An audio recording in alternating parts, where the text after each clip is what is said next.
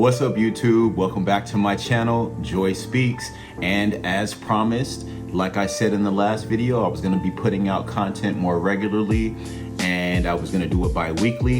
And it's been 2 weeks since my last video. I want to say thank you to everybody who watched my last video, all 100 of you guys. I'm so grateful. I'm so grateful. But I do ask a favor from all of you guys.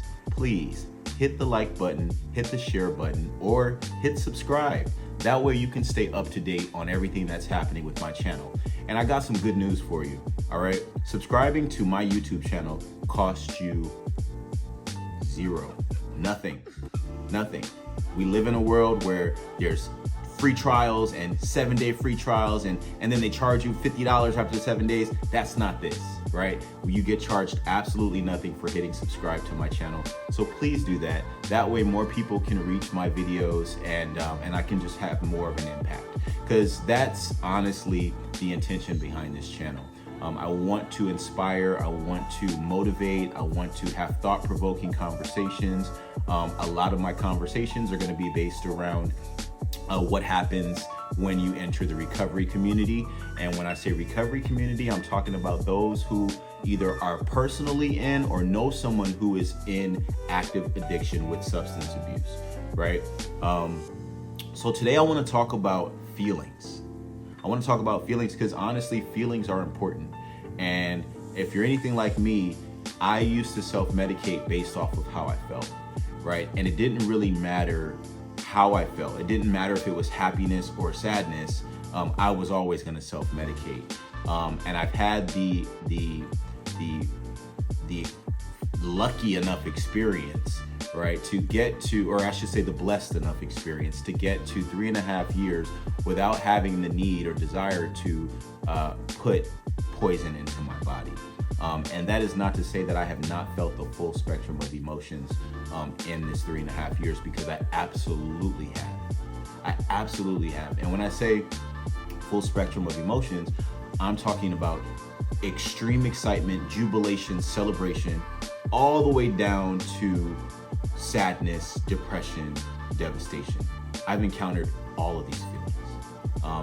And I just want to be able to inspire you guys, because I feel like, society tells us, if we're having a hard day, if we're having a hard week, or if we're having a hard month, pick up a drink, right? But that's not an option for everybody, right? And that's definitely not an option for somebody like me. So I want to just talk about how we navigate life on life's terms, meaning how we feel the feels, right, without having to self-medicate. And so I will start with happiness.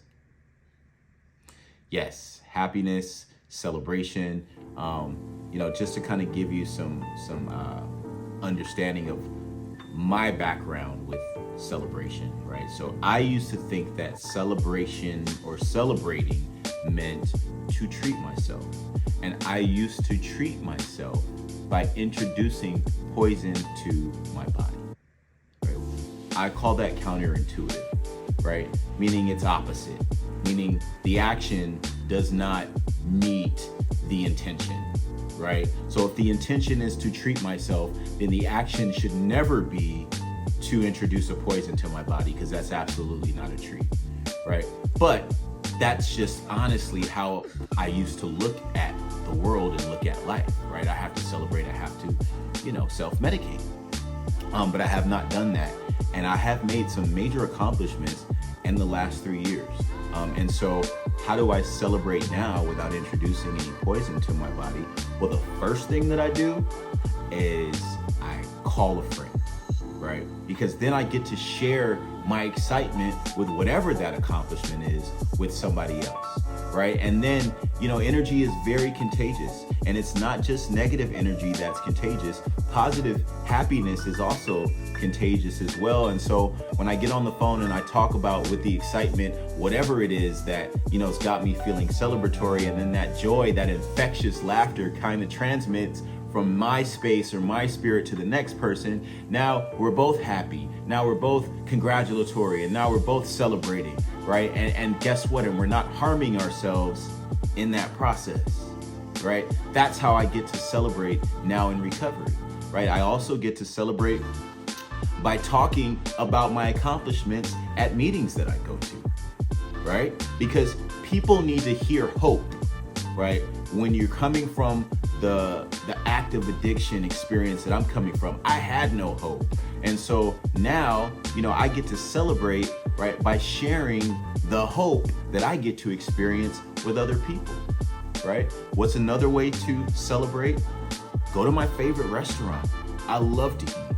I love to eat. And yes, I am on a fairly strict diet that I talked about in my last video, but I do believe in a cheat day, right? And in a cheat day, if I'm celebrating, I'm gonna go have my favorite cheat snack, which for me is an Oreo shake. I love me an Oreo shake. Now, everything in moderation, right? So what that means is, because I know my mind, right? And I know that because I identify with being an addict in recovery, one of the components of being an addict is knowing that we are addicted to instant gratification and we have no idea around how to moderate, right? How to have just a little bit. So I'm very intentional when I am celebrating that I designate Tuesday is going to be the day that I celebrate. So I'm going to get me my favorite milkshake, right? And then Wednesday, Thursday, Friday, Saturday, Sunday, right? I'm back on my regular scheduled program, right? And so that gives me something to look forward to, right? Because when I used to party or celebrate, I was celebrating or partying every other day. Now, if you really think about it, how is that a celebration if you're doing it every single day, right? There's not even any room to anticipate, the next celebration because you're celebrating so much. And then your celebration isn't even really a celebration because you're self-medicating and you're self-harming, right? So reframing what celebratory, happy, jubilant feelings get to feel like while you're in recovery, right? They actually are conducive to your lifestyle, right? So I get to do things that make me feel good, and then I get to share the things that make me feel good with others, right? And there's this thing called the helper therapy principle, right? Which says that if I help you, I help me in return, right? So if I want to help myself, right, by staying clean, right, and staying free from the bonds and the chains of active addiction, then that means that when I'm feeling like celebrating, I get to share my happiness, my contentment, my goals, my accomplishments with you, right? Now I call that a celebration. All right, excuse me. Now, let's move down towards the middle of the spectrum. Boredom, right? An idle mind is very dangerous. Very, very, very dangerous. And how do I know this? Well, simply because anytime in my active addiction, if I was bored, I was using that as a reason to self-medicate and to pick up and use, right? And so I also had to learn and experience the difference between having peace of mind and being bored, right? Because I was living a lifestyle that was very fast-paced, very chaotic, right? Very volatile, very violent, very spontaneous, and living in that kind of fight or flight for year and year and year and year after year, you start to kind of get used to being in this kind of hyper vigilant mode, right? And so once I started to enter into recovery, right, and things started to slow down and calm down, right, and I started to get these small spurts of peace, I started to confuse that peace with boredom, right? But it's very different. It's very different. See, I had no point of reference. All I knew was go, go, go, go, go, go, be on the run, be on the run, be on the grind, we're doing this, we're doing that. But the minute things slowed down and I started to get a little quiet, I started to get uncomfortable, right? But I had to practice this principle of open-mindedness, right? Meaning that maybe I will open my mind to the idea that this space that I'm in, right, this quiet that I'm experiencing is not boredom, but it is in fact peace. It's in fact peace of mind and serenity, right? So I had to be open to the idea that maybe this quiet is actually good for me, because I can tell you guys now, I love me some peace and quiet. I love me. You won't hear me saying I'm bored. Nope. If it's quiet, if it's nothing going on, I'm a happy camper, right? Because I have a respect and a value and appreciation today for what's called serenity, because I work towards my serenity on a regular basis, right? But if you are firmly convinced that you're bored, pick up the phone. Pick up the phone and call somebody, right? I'm willing to bet 9 times out of 10, not everybody in your contact list is quote unquote bored. And if you pick up that phone, somebody has got something going on. And I would even dare to say most people have a whole lot going on, right? So pick up that phone, ask what somebody else's day is looking like, right? Ask how you can maybe help somebody else out. Right, once again, it's this helper therapy principle, right? Help yourself by helping someone else, or vice versa, right? Another great thing to do if you're bored, which is one of my all-time favorite pastimes, is people watching. I love to people watch. Love, love, love it. I will go to, anywhere. A coffee shop is great because there's a lot of foot traffic in a coffee shop, but you can find your favorite park, your favorite spot in town, your favorite mall, shopping plaza, whatever. Find a spot, post up, and practice some open-mindedness. And see, I'm creative by nature, right? So I can, and I like to observe, I like to analyze, right? And so I can come up with a whole bunch of wild narratives about what people have going on just by basing it off of how they are navigating through the world, right? And once again, I get to get out of myself, right? I get to get out of myself and get into something or someone else. And so, having idle time, right, can be dangerous, because then I can start to rationalize, right, self-sabotaging ideas and plans. Instead, when I'm feeling bored, I just go out and jump into the world, because it's a lot going on. It's a lot, and there's always something going on, right? And so a great pastime for boredom is people watching. It's something I love to do, and it helps. And it helps. It gets me out of my own head, right? And then I get to kind of distract myself, right, with something or someone else. So people watching is a great way to combat feelings of boredom, right? Another great thing to do when you're bored is to write, right? Write your feelings down, right? That's another way that you can kind of navigate feelings of overwhelming excitement, right? Because all the feelings that we feel, from happiness to boredom, they're all centered kind of right here in our spirit. And so if I pick up the phone, I can start to release some of that energy through that phone onto someone else, right? If I pick up that pen, I can start to release the energy from within my spirit right on down to this pen and then onto this piece of paper, right? So these are healthy ways of coping and dealing with emotions, right? Without practicing or participating in that counterintuitive nature of self-harm and active addiction, right? So feeling feelings of boredom, feeling feelings of happiness, right? How do I navigate them without harming myself? I can treat myself, right? I can pick up the phone, I can share my excitement, my accomplishment with someone else, right?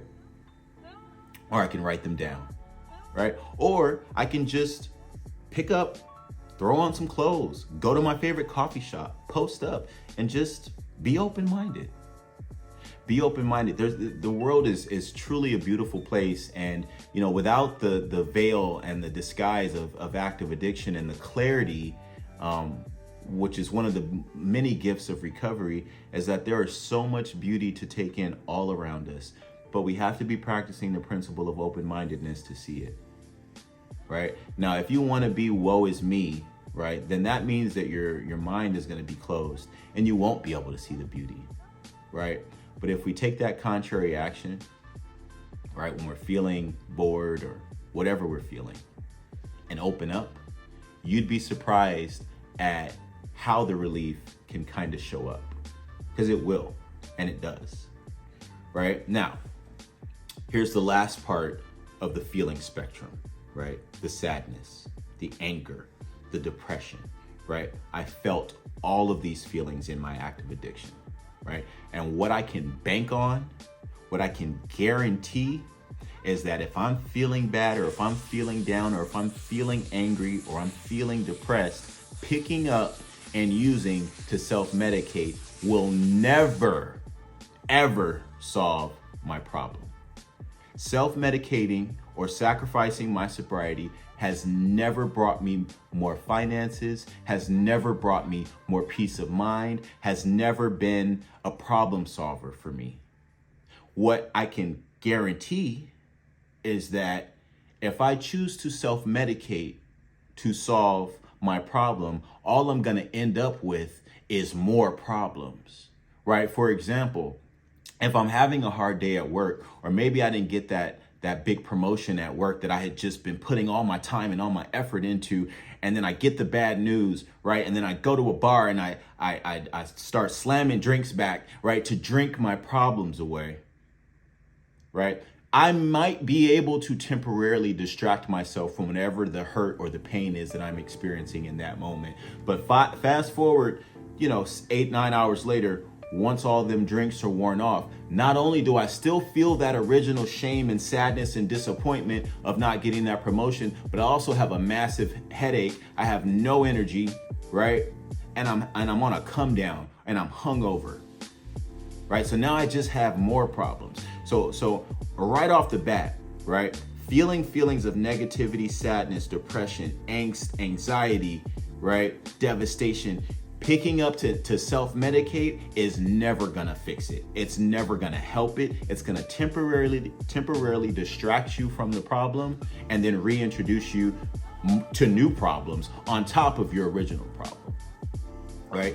I can share this with you guys, right? In my first year of recovery, I think I had about 9 months, and my dog of 14 years got sick. And in a matter of 2 days, he was gone, passed away. And my dog was my best friend, right? My dog was with me when I was legit homeless on the streets, right? Roaming around, loyal, right by my side. My dog was with me through my worst of my active addiction. My dog was with me when I moved into my first apartment, right? My dog had witnessed, the roller coaster, right? The dereliction and the darkness of living on the streets, all the way into establishing myself as an active member of society. My dog was right there by my side, and out of nowhere, he was gone. I didn't see that coming. And what I can tell you guys is that even picking up the phone and talking about my feelings, that wasn't an option at first. And this piece of advice that I'm going to offer up is not going to be the easiest advice to take heed to, but I promise you it helps. And that is to just allow yourself to sit in those feelings. And that's what I had to do. I couldn't talk about it, because even beginning to think about losing my dog, I would just break down in tears. I could not even speak. And so for many days, the only thing I could allow myself to do was just sit and to cry. But that's not anything I'd ever had any experience doing before, because anytime in my active addiction, if I experienced feelings of sadness or feelings of grief, I would take that as an opportunity to self-medicate. So I had no idea how to grieve the loss of someone or something without having to self-medicate. And so what that looked like was for me to just take a pause, to just stop and feel the feels. And it sucked. I wanted so badly to press the rewind button and bring my dog back, but I couldn't. I had to practice this principle called acceptance, which is that I had 14 beautiful years with this dog, right? And I know there will never be another dog to replace Poppy, because he was everything. He was. But I had to ask myself this question: Am I gonna take this unforeseen circumstance, this moment where the wind has been completely taken out of me, and am I gonna sacrifice my sobriety and go back to my active addiction, or am I gonna take the contrary action and not self-medicate and try to push forward? And thank God that I decided to push forward, because eventually, a couple weeks later, I was able to start to talk about how I felt, and I was able to share with friends, with close people in my recovery, with my family, that I was hurting and that I didn't know how to hurt without using. I did not know how to grieve without poisoning myself. I didn't know. I had no idea. But what I did know is that I didn't want to go back to the life that I had worked my butt off to get away from. And so what I can tell you guys that I know for a fact today is that feelings are not facts. Feelings are not facts. Feelings will always shift. They will always shift. There's not one feeling in the world that is permanent, right? Because we go from happiness to boredom to sadness to content, back to happy, back to angry, back to sad, back to envious, back to jealous. No feeling is permanent. So if we can find it within ourselves to be patient enough to wait for the shift, and in the interim, while we're waiting for the shift, not put poison in our body, I call that a miracle. If you're anything like me and you experience a wave of any kind of emotion, happiness, boredom, sadness, depression, grief, if you can experience those feelings and allow yourself to sit in those feelings and experience them in their rawest, most purest form and not put a poison in your body, you are a miracle. And now, on the other side of it, I get to inspire. I get to pass along a message of hope, because there's somebody out there that's going to be in their first year of recovery, or their second or their third and their fourth, and they're going to lose something or someone that's dear to them, and they are going to want to self-sabotage. And now what I get to do is I get to talk about how I lived and survived a very, very uncomfortable situation, a potentially, life-altering set of circumstances, but was able to come through on the other side clean and sober. Right? All of these tools, these principles of honesty, open-mindedness, acceptance. I didn't know about any of this before I began my work in my program. Right? But these are the tools that I get to arm myself with so that I can experience my full spectrum of emotions, from happiness to promotions to celebrations to, feeling blah, feeling meh, feeling bored, all the way to feeling anxious, feeling depressed, feeling devastated, but still clean, right? I hope that I shared something on this video today that has impacted you in some kind of way. I hope that you heard something that you can perhaps share this video with someone else to help them on their journey, because feelings are not facts, and we do not have to self-sabotage or self-medicate based off of any feeling, right? We never want to make a permanent decision based off of a temporary feeling. I'm gonna say that again. We never want to make a permanent decision based off of a temporary feeling. A permanent decision, for example, sacrificing my clean time, sacrificing my sobriety based off of a temporary feeling. I'm feeling sad, I'm feeling broken, I'm feeling inadequate, I'm feeling less than. People make permanent decisions all the time. I'm gonna quit my job. I'm gonna break up with this person. I'm gonna try this substance for the first time because I feel blah, blah, blah, blah, blah. But that feeling is definitely gonna pass. And what happens when that feeling passes? Now are you having to deal with consequences based off of your permanent decision that you made based off of a temporary feeling? Think about it. Thank you guys. Once again, hit the like button, hit the share button, hit subscribe. It costs you absolutely nothing. That way you can stay up to date. That's everything happening on my channel, Joy Speaks. Love you guys. I'll see you on the next one. Peace.